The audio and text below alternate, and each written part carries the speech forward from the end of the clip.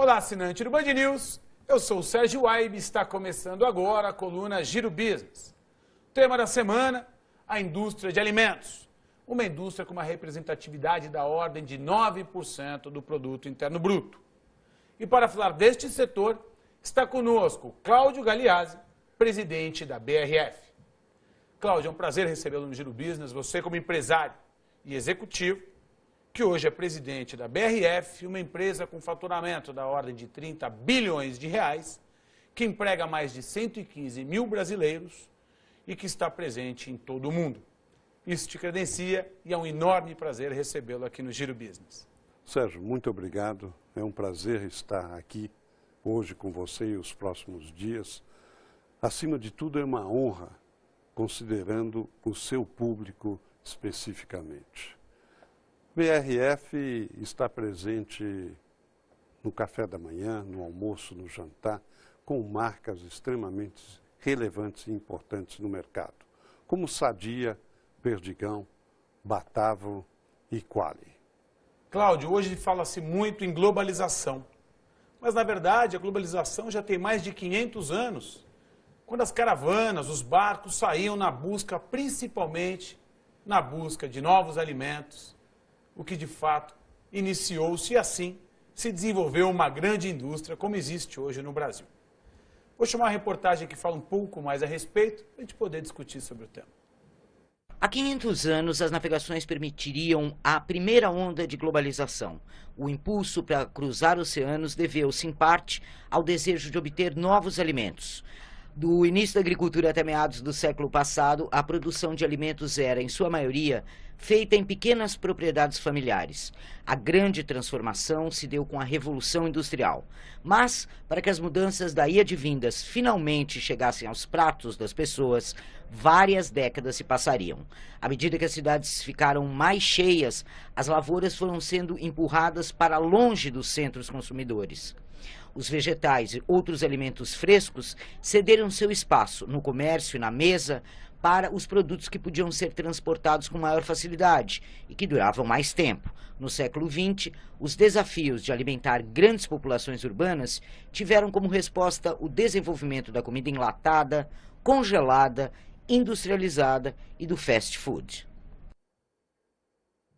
Realmente uma história importante, dada a representatividade da indústria de alimentos, que se dá não só no Brasil, mas em todo o mundo. Analisando de forma isolada o Brasil, Cláudio, até 1980, na década de 80, então, as empresas eram de médio e pequeno porte. A partir da década de 90, iniciaram-se as fusões e as consolidações. E hoje, encontra-se um mercado desenvolvido e bastante maduro. Dentro desse contexto, como encontra-se a concorrência da indústria de alimentos no Brasil?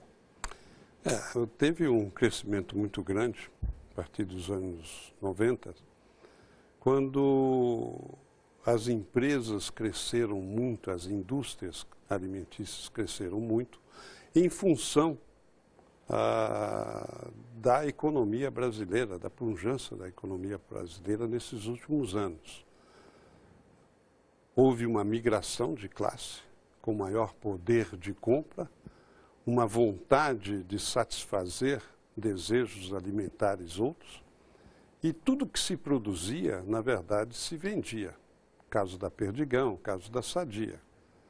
Obviamente, isso trouxe um crescimento, um desenvolvimento muito grande para as indústrias alimentícias. E a Sadia e a Perdigão, que eram ferrenhas concorrentes, se uniram, consolidação, que está ocorrendo em todas as indústrias aqui no Brasil. Consolidação de mercado, consolidação dos supermercados e consolidação das indústrias alimentícias. Cláudio, analisando esse setor, percebe-se que a indústria de alimentos no Brasil responde por 19% de todos os empregos gerados pela indústria de transformação. E é um setor que tem uma representatividade importante da ordem de 9,5% do produto interno bruto. Isto posto, a gente pode afirmar que esta indústria ela é desenvolvida e é sustentável? Sem dúvida nenhuma. Ela é desenvolvida e está se desenvolvendo cada vez mais uma opção pela modernidade industrial. E o crescimento ainda vai acompanhar não somente o crescimento no Brasil, mas o crescimento no mundo. E dentro deste crescimento, qual é a representatividade das classes emergentes, como por exemplo da classe C?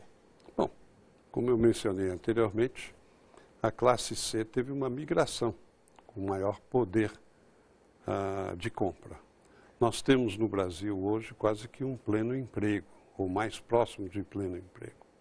Então, com isso, obviamente, a classe C cresceu o seu consumo, ele é menos discricionário, tá certo? Pela pujança da nossa economia. E vai continuar a crescer sem dúvida nenhuma.